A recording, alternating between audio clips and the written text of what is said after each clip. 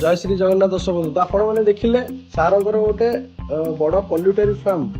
आम गोटे 1000 litre are installation सरी आपने देखुए पछ गोटे आर इनस्टलेसन हो सारी तो सारंगर गोटे टांकी से आउ गोटे टांकी आप स्टील इनस्टलेसन है प्यूरीफायर तो सारंगर totally 1000 litre R plant installation है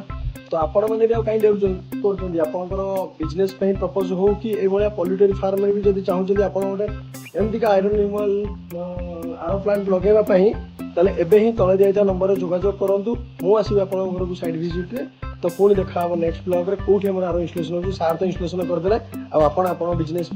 जल्दी जोगाजोग करूँ तले दिया नंबर रे एमती आप लाभदायक भी हो।